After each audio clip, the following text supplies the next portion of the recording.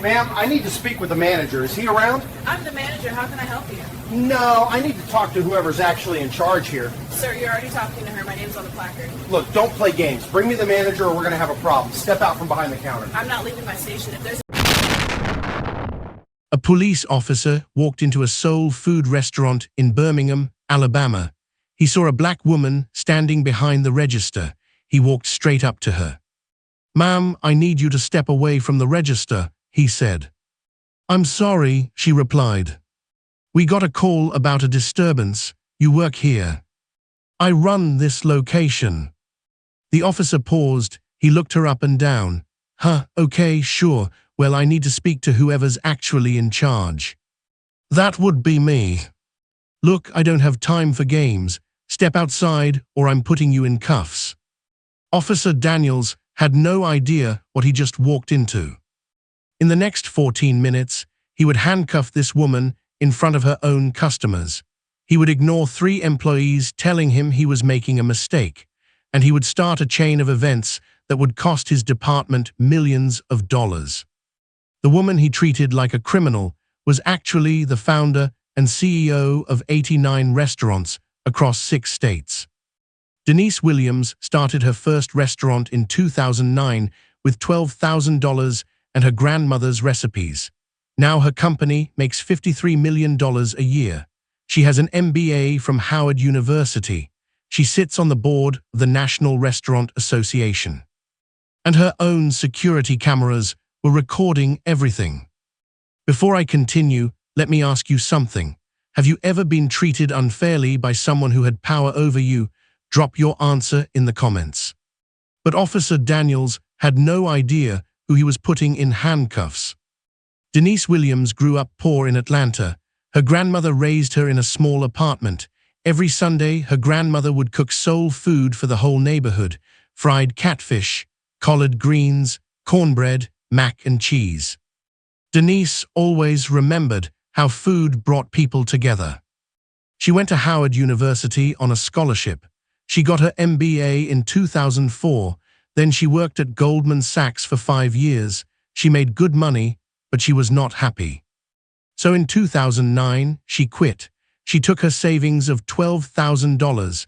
She rented a small space in Atlanta.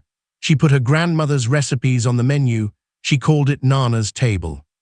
The first year was hard. She worked 18-hour days. She cooked. She cleaned. She served customers herself, but people loved the food. By 2024, Denise Williams had built an empire: 89 restaurants, 6 states, over 2,000 employees, $53 million in sales every year. Black Enterprise magazine named her one of the 50 most powerful black women in business. But here is the thing about Denise. She still visited her restaurants without warning. She wanted to make sure the food was good. She wanted to see how her employees were doing. On this Tuesday afternoon, she was just checking on her newest location, the one she opened 3 months ago, in the neighborhood where she grew up. Now here is what you need to know about Officer Marcus Daniels. He had a pattern, and it was not a good one. Marcus Daniels was 34 years old. He had been a cop in Birmingham for 7 years. He worked the South Side District, and people in that neighborhood knew his name, not in a good way. In 6 years, 14 people filed complaints against him. That is more than 2 complaints every single year. And every single complaint had something in common. They all came from black business owners or black employees. Here is what happened each time. Officer Daniels would show up at a black-owned business. He would accuse someone of something. He would demand to see papers. He would threaten arrests, and then nothing would happen to him. In 2019, he stopped the owner of a barbershop. He said the man matched a suspect description. No charges were ever filed. The complaint was dismissed. In 2021, he accused a worker at a dry cleaner of stealing. That worker had been there for 11 years. The complaint was dismissed. And in 2023, he came to this exact same Nana's Table restaurant. He said there was a noise complaint. He demanded to see the business license. There was no violation. Nothing happened. 12 of his 14 complaints were thrown out without even being looked at. The police union protected him every time. But this time, Officer Daniels picked the wrong restaurant and the wrong woman. Type accountability in the comments if you think officers should be fired after this many complaints. It was Tuesday, March 14, 2024. The time was 2:47 in the afternoon. The restaurant was quiet. The lunch rush was over. 17 customers were still eating. Soft gospel music played from the speakers. The whole place smelled like fried catfish and fresh cornbread. Denise Williams stood behind the register. She was looking at the receipts from lunch. She wore regular clothes, no name tag, nothing that showed she was the owner. 3 employees were working that day. Keisha Morrison was the assistant manager. She was 28 years old. Terrell Washington was the line cook. He was 41. J. Asmine Peters was a server. She was 23. At 2:31, someone called the police. The caller said there was suspicious activity at the restaurant. They said there might be a theft happening, but they gave no details. They did not give their name. They hung up before the operator could ask questions. 16 minutes later, Officer Daniels walked through the front door. He did not say hello. He did not announce himself. He just looked around the room. His eyes landed on Denise behind the register. He walked straight toward her. If stories like this matter to you, hit that subscribe button. We cover cases like this every week. Officer Daniels walked up to the register. He stood right in front of Denise. "Step away from the register," he said. "Can you tell me what this is about?" Denise asked. "Theft investigation." "Theft at my restaurant." "Your restaurant?" The officer looked at her. "Do you have ID?" Denise reached for her purse. "Keep your hands where I can see them," the officer said. Denise stopped moving. She slowly pulled out her wallet. She handed him her license. He looked at the ID. He looked at her face. Then he shook his head. "This doesn't prove you work here." "I don't work here," Denise said. "I own here." That is when Keisha Morrison walked over. "Officer, she is our." "Ma'am, step back," the officer cut her off. "I'm handling this." Keisha stepped back, but she did not leave. An older customer named Marcus Thompson spoke up. He was 67 years old, a retired postal worker. "Officer, this is her restaurant. Everybody knows Miss Denise." The officer ignored him. Jasmine Peters, the server, tried next. "Sir, she is the owner. She owns all the Nana's tables." The officer still did not listen. Terrell Washington came out from the kitchen. He was wiping his hands on his apron. "What is going on out here?" he asked. "All of you stay back," Officer Daniels said. He turned back to Denise. His hand moved to his belt, to his handcuffs. "Ma'am, I'm going to need you to step outside with me." "I am not going anywhere," Denise said. Her voice was calm. "Not until you tell me what crime I am being accused of." "You are making this very difficult." "I am asking a simple question." Officer Daniels pulled out his handcuffs. "Turn around now." What Officer Daniels did not know was this. Every camera in that restaurant was connected to the company headquarters in Atlanta, and right now, the head of security was watching everything on his screen. Let me know in the comments, what would you do if this happened to you? Officer Daniels grabbed Denise by the arm. He spun her around. He put the handcuffs on her wrists. In front of her own customers, in her own restaurant, the restaurant she built from nothing. Denise stayed calm, but her voice was firm. "You are making a very serious mistake, officer." He did not respond. Keisha Morrison stepped forward again.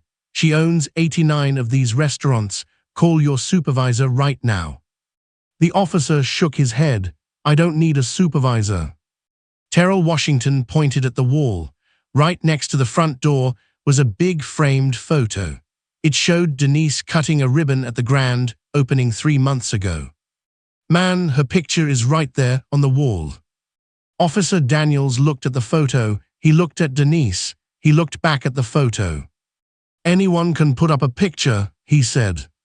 By now, people in the restaurant were pulling out their phones. 3 customers started filming. One of them was Linda Hayes. She was 52 years old, and she was going live on Facebook. "You're seeing this," Linda said into her phone. "They are arresting Miss Denise in her own restaurant right now." In Atlanta, at Nana's Table headquarters, the head of security was watching everything. His name was Ronald Patterson. He immediately called the Birmingham Police Department. "This is Ronald Patterson, Chief Security Officer for Nana's Table Incorporated. You have an officer currently detaining our CEO in her own restaurant. I am sending you business registration documents and her corporate ID right now. I need a supervisor at that location immediately." A few minutes later, Officer Daniels got a call on his radio. "Unit 47, be advised. We have a corporate representative on the line. He says the woman you are holding is the owner of that business." Officer Daniels paused. He looked at Denise. He looked at the handcuffs on her wrists. He looked at the photo on the wall again. You would think he would take off the handcuffs. You would think he would apologize. He did not. "We are still going to sort this out at the station," he said. Denise looked him in the eye. "Officer, I want your badge number. I want your supervisor's name. And I want you to know that everything happening right now is being recorded by my own security system." For the first time, Officer Daniels looked nervous. But instead of backing down, he doubled down. He started walking her toward the door. The customers were still filming. Linda Hayes was still live on Facebook. And in Atlanta, the lawyers were already getting phone calls. Type "disgusting" in the comments if you think this officer was out of control. At 3:24 in the afternoon, a police car pulled into the parking lot. The door opened. Out stepped Sergeant Patricia Coleman. She was an 18-year veteran of the Birmingham Police Department, and she knew this restaurant. She knew Denise Williams. She walked through the front door. She saw Officer Daniels holding Denise by the arm. She saw the handcuffs. She saw the customers with their phones out. Her face changed immediately. "Daniels," she said, "what in the hell are you doing?" "Sergeant, I received a call about a theft." "A theft? This woman owns this restaurant. I have eaten here myself." She walked up to Denise. She looked at the handcuffs. Then she turned back to Officer Daniels. "What was the original complaint?" "Anonymous caller said there was suspicious activity." "Suspicious activity? Did the caller describe a suspect?" "No, ma'am." "Did the caller give any specific details about the alleged theft?" "No, ma'am." "So you walked into a business, detained the owner in handcuffs, based on an anonymous call with no details and no description?" Officer Daniels did not answer. Sergeant Coleman shook her head. She walked over to Denise. She took out her key. She removed the handcuffs. "Ma'am, I am so sorry. This should never have happened." Denise rubbed her wrists. "Thank you, Sergeant." The sergeant turned back to Officer Daniels. "Get in your vehicle. Now, do not say another word." "Sergeant, I was just following protocol." "Protocol? What protocol says you handcuff a business owner in her own restaurant without probable cause? What protocol says you ignore 3 witnesses telling you she is the owner? What protocol says you ignore corporate calling dispatch to verify her identity?" Officer Daniels walked toward the door. His head was down. The customers watched him leave. The staff surrounded Denise. Customers started clapping. One older woman walked up to her. "Miss Denise, you okay? You need anything?" Denise took a deep breath. She was shaking, but she kept her composure. "I need to make some phone calls," she said. And she did. She called her lawyer. She called her board of directors. She called her PR team. Because what happened in those 14 minutes was about to change everything. If you believe officers should face real consequences for this behavior, hit subscribe. We are just getting started with this story. Remember Linda Hayes, the woman who went live on Facebook. By 4:00 that afternoon, her video had 2,000 views. By 5:00, local news stations in Birmingham were calling for comments. By 7:00, the video had 47,000 views. The hashtag Justice for Denise was trending in Alabama. By 10:00 that night, national news picked it up. The Washington Post wrote about it, CNN mentioned it, the Atlanta Journal-Constitution ran it as their top story. By midnight, the video had been seen 1.2 million times, and it was just getting started. On Facebook alone, almost 900,000 people watched Linda's live stream. On Twitter, clips from customer phones got over 2 million views. On TikTok, people made reaction videos that got 4.7 million views in 3 days. The comments were angry. She built an empire from nothing, and this is how they treat her. 89 restaurants, thousands of employees, and he could not even look at the picture on the wall. This is what we mean. This is exactly what we mean. Miss Denise has been feeding this community for 15 years. Shame on Birmingham PD. Major shows wanted to talk to Denise. Good Morning America reached out. The Breakfast Club wanted her on. Roland Martin covered the story. That night, Nana's Table released a statement. Our founder and CEO was unlawfully detained in her own establishment today. We are reviewing all options. The Birmingham Police Department put out their own statement. They called it an ongoing internal matter. They did not apologize. They did not take responsibility. 3 days later, Denise Williams held a press conference. What she announced next would cost Birmingham over $41 million. Share this video if you think more people need to see what happened. On March 21, 2024, 1 week after the arrest, Denise Williams filed a lawsuit. She sued the city of Birmingham, she sued the Birmingham Police Department, and she sued Officer Marcus Daniels personally. The lawsuit listed 3 things: false arrest, civil rights violations, and intentional infliction of emotional distress. But here is what the lawsuit uncovered. This was not the first time the city paid for Officer Daniels. When lawyers started digging, they found his full history, all 14 complaints, the pattern of targeting black Busan S owners, and 2 previous settlements that Birmingham had quietly paid out, one for $45,000, one for $67,000. The city knew he was a problem. They paid people off to stay quiet, and they let him keep working. But Denise did not just file a lawsuit. She made another announcement, one that nobody expected. She said that all 89 Nana's Table locations would refuse service to on-duty police officers. Until there is meaningful reform, she said, officers in uniform are not welcome in my establishments. This was huge. Nana's Table had contracts to serve food at city buildings. Those contracts were worth almost $900,000 a year. The company walked away from that money. Now here are the final numbers. The city settled the lawsuit for $3.8 million. Legal fees cost another $1.2 million. The lost contracts added up to $890,000 per year. And the projected impact of the police ban across all 89 restaurants, $41.3 million over 5 years. But what happened to Officer Daniels? He was suspended without pay. Internal Affairs reopened all 14 of his previous complaints. In August 2024, he was fired. In December 2024, he lost his certification to be a police officer anywhere in Alabama. The chief of police had to apologize publicly. The department created new training. They made a new rule. Now anonymous complaints need supervisor approval before anyone can be detained. When asked about the money, Denise said this: I did not want money, I wanted change. But if money is the only language they understand, then I will speak it fluently. In April 2024, Denise Williams held a press conference. It was at her original restaurant in Atlanta. Cameras from across the country were there.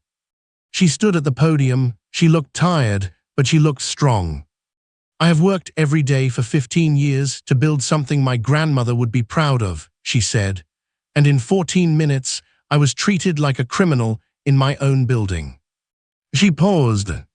But here is the thing, I had resources, I had cameras, I had a security team watching live, I had a lawyer I could call right away. Most people who look like me do not have any of that. What happens to them? She talked to workers who face discrimination. To every black employee who has been questioned, doubted, or humiliated at work, I see you. Your dignity matters. You being there is not suspicious. She talked to police departments. I do not hate police. I hate a system that lets one officer hurt a community for 7 years with no consequences. Fix your system. She talked about what she wants to see: a national database of officer complaints, automatic firing when patterns of discrimination are proven, an end to qualified immunity that protects bad officers. She thanked her employees for speaking up. She thanked her customers for filming. She thanked her community for their support. Then she smiled. My grandmother used to say, "Baby, you cannot control what people do to you, but you can control what you do next." Well, Nana, I am doing next. This case showed a bigger problem. Black business owners are 2.5 times more likely to report police harassment than white business owners. Most complaints against officers are thrown out without being investigated. The average problem officer has 8 incidents before anyone does anything about it. Denise Williams had money, she had cameras, she had lawyers, she could fight back. Most people cannot. That is the real problem. So let me ask you, should officers with 14 complaints still have badges? Should an anonymous phone call be enough to handcuff a business owner in her own restaurant? Should it take $41 million in consequences before a department admits it has a problem?